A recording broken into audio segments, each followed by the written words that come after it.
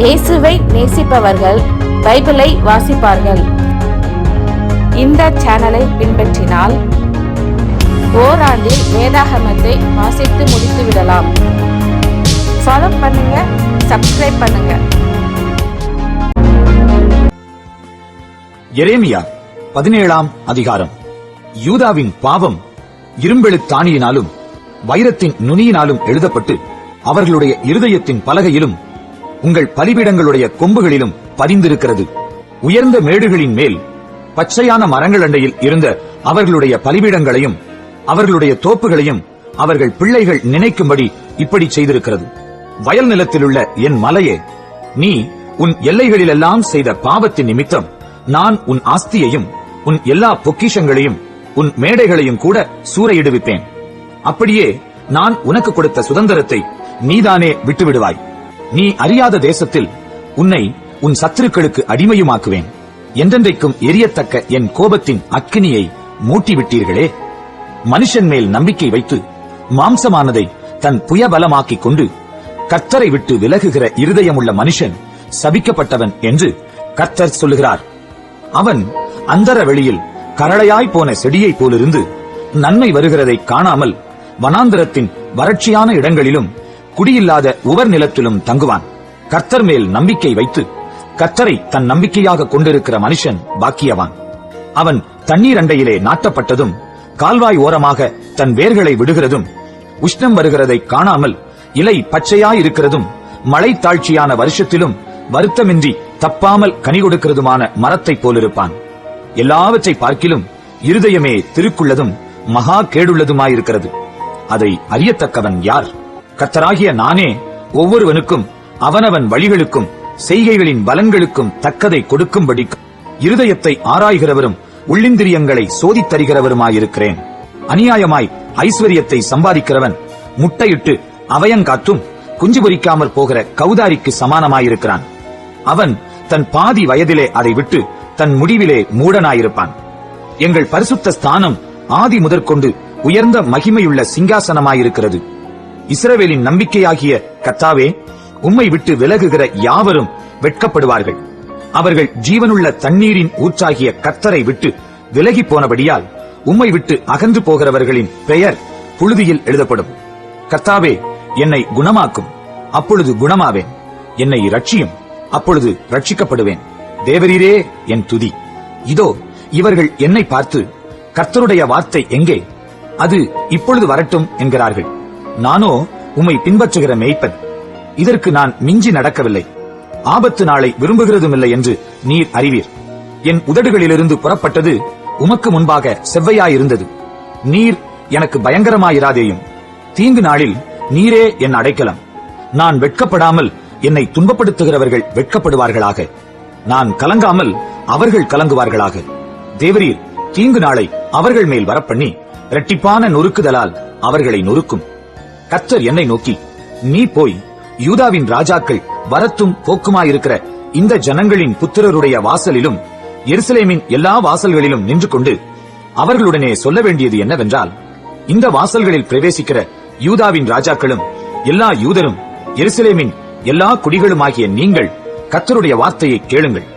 நீங்கள் ஓய்வு நாளில் சுமைகளை எடுத்து அவைகளை எருசலேமின் வாசல்களுக்குள் கொண்டு வராதபடிக்கும், ஓய்வு நாளில் உங்கள் வீடுகளிலிருந்து சுமையை வெளியே கொண்டு போகாதபடிக்கும், ஒரு வேலையையும் செய்யாதபடிக்கும் உங்கள் ஆத்துமாக்களுக்காக எச்சரிக்கையாயிருந்து நான் உங்கள் பிதாக்களுக்கு கட்டளையிட்டபடி ஓய்வு நாளை பரிசுத்தமாக்குங்கள் என்று கர்த்தர் சொல்லுகிறார். அவர்களோ கேளாமலும் தங்கள் செவிகளை சாயாமலும் போய் கேளாதபடிக்கும் புத்தியை ஏற்றுக்கொள்ளாதபடிக்கும் தங்கள் கழுத்தை கடினப்படுத்தினார்கள். நீங்களோவெனில் ஓய்வு நாளில் இந்த நகரத்தின் வாசல்களுக்குள்ளே சுமையை கொண்டு வராதபடிக்கும், ஓய்வு நாளில் ஒரு வேலையையும் செய்யாமல் அதை பரிசுத்தமாக்கும் படிக்கும் என் சொல்லை கேட்பீர்களானால், அப்பொழுது தாவீதின் சிங்காசனத்தில் உட்கார்ந்திருக்கிறவர்களும் ரதங்களின் மேலும் குதிரைகளின் மேலும் ஏறுகிறவர்களுமாகிய ராஜாக்களும் ராஜகுமாரர்களும் அவர்கள் பிரபுக்களும் யூதாவின் மனுஷரும் எருசலேமின் குடிகளும் இந்த நகரத்தின் வாசல்களுக்குள் பிரவேசிப்பார்கள். இந்த நகரமும் என்றைக்கும் குடியுள்ளதாயிருக்கும். யூதாவின் பட்டணங்களிலும் எருசலேமின் சுற்றுப்புறமான ஊர்களிலும் பென்யமீன் தேசத்திலும் பள்ளத்தாக்கான சீமையிலும் மலை நாட்டிலும் தெற்கிலும் இருந்து ஜனங்கள் சர்வாங்க தகனங்களையும் பலிகளையும் போஜன பலிகளையும் தூப வர்க்கங்களையும் ஸ்தோத்திர பலிகளையும் கர்த்தருடைய ஆலயத்துக்கு கொண்டு வருவார்கள். நீங்கள் ஓய்வு நாளை பரிசுத்தமாக்கும்படிக்கும் ஓய்வு நாளிலே சுமையை எருசலேமின் வாசல்களுக்குள் எடுத்து வராதிருக்கும்படிக்கும் என் சொல்லை கேளாமல் போனீர்களாகில் நான் அதன் வாசல்களில் தீ கொளுத்துவேன். அது எருசலேமின் அரமனைகளை பட்சித்தும் அவிந்து போகாதிருக்கும் என்று கர்த்தர் சொல்லுகிறார். எரேமியா 18ஆம் அதிகாரம். கர்த்தரால் எரேமியாவுக்கு உண்டான வசனம். நீ எழுந்து குயவன் வீட்டிற்கு போ, அங்கே என் வார்த்தைகளை உனக்கு தெரிவிப்பேன் என்றார். அப்படியே நான் குயவன் வீட்டிற்கு போனேன். இதோ அவன் திரிகையினாலே வனைந்து கொண்டிருந்தான். குயவன் வனைந்து கொண்டிருந்த மண் பாண்டம் அவன் கையிலே கெட்டுப் போயிற்று. அப்பொழுது அதை திருத்தமாய் செய்யும்படிக்கு தன் பார்வைக்கு சரியாய் கண்டபடி குயவன் அதை திரும்ப வேறே பாண்டமாக வனைந்தான். அப்பொழுது கர்த்தருடைய வசனம் எனக்கு உண்டாகி, அவர், இஸ்ரவேல் குடும்பத்தாரே, இந்த குயவன் செய்தது போல நான் உங்களுக்கு செய்யக்கூடாதோ என்று கர்த்தர் சொல்லுகிறார். இதோ இஸ்ரவேல் வீட்டாரே, களிமண் குயவன் கையில் இருக்கிறது போல நீங்கள் என் கையில் இருக்கிறீர்கள். பிடுங்குவேன், இடிப்பேன், அழிப்பேன் என்று நான் ஒரு ஜாதிக்கு விரோதமாகவும் ஒரு ராஜ்யத்துக்கு விரோதமாகவும் சொன்ன மாத்திரத்தில் நான் விரோதமாய் பேசின அந்த ஜாதியார் தங்கள் தீங்கை விட்டு திரும்பினால் நானும் அவர்களுக்கு செய்ய நினைத்த தீங்கை செய்யாதபடிக்கு மனம் மாறுவேன், கட்டுவேன், நாட்டுவேன் என்றும் ஒரு ஜாதியையும் ஒரு ராஜ்யத்தையும் குறித்து நான் சொல்லுகிறதும் உண்டு.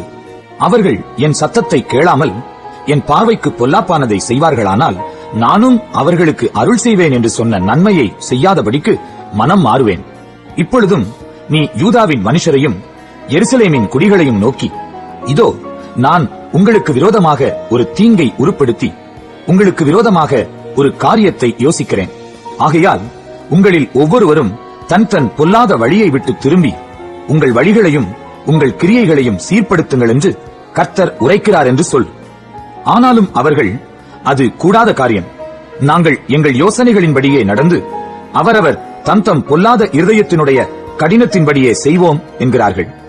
ஆகையால் கர்த்தர் சொல்லுகிறார், இப்படிப்பட்டவைகளை கேள்விப்பட்டவன் யார் என்று புறஜாதிகளுக்குள்ளே விசாரித்து பாருங்கள். மிகவும் திடுக்கிடத்தக்க காரியத்தை இஸ்ரவேல் என்னும் கன்னிகை செய்கிறாள். லீபனோனின் உறைந்த மழை வயல்வெளியின் கண்மலையிலிருந்து அற்றுப் போகிறதுண்டோ? ஓடி வருகிற அந்நிய தேசத்து குளிர்ந்த தண்ணீர்கள் வடிந்து போகிறதுண்டோ? என் ஜனங்களோ என்னை மறந்து மாயையான விக்கிரகங்களுக்கு தூபங்காட்டுகிறார்கள். செப்பனிடப்படாத பாதைகளிலும் வழியிலும் அவர்கள் நடக்கும்படி அவைகள் அவர்களை பூர்வ பாதைகளாகிய அவர்களுடைய வழிகளிலிருந்து இடரும்படி செய்கிறது. நான் அவர்களுடைய தேசத்தை பாழாக்கவும் என்றென்றைக்கும் ஈசலிட்டு நிந்திக்கும் நிந்தையாக்கவும் செய்யும்படி இப்படி செய்கிறார்கள். அதை கடந்து போகிறவன் எவனும் பிரமித்து தன் தலையை துலுக்குவான். கொண்டல் காற்று பறக்கடிக்குமா போல் நான் அவர்களை அவர்கள் சத்துருக்களுக்கு முன்பாக பறக்கடிப்பேன். அவர்களுடைய ஆபத்தின் நாளிலே என் முகத்தை அல்ல என் முதுகை அவர்களுக்கு காட்டுவேன் என்று சொல் என்றார். அதற்கு அவர்கள், எரேமியாவுக்கு விரோதமாக ஆலோசனை செய்வோம் வாருங்கள்.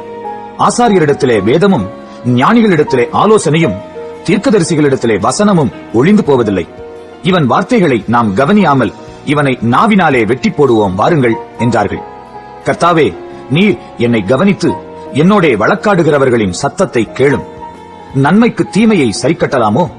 என் ஆத்மாவுக்கு படுகுழியை வெட்டுகிறார்களே. உம்முடைய உக்கிரத்தை அவர்களை விட்டு திருப்பும்படிக்கு நான் அவர்களுக்காக நன்மையை பேச உமக்கு முன்பாக நின்றதை நினைத்தருளும். ஆகையால் அவர்களுடைய பிள்ளைகளை பஞ்சத்துக்கு ஒப்புக் கொடுத்து அவர்களை பட்டயத்துக்கு இரையாக்கிவிடும்.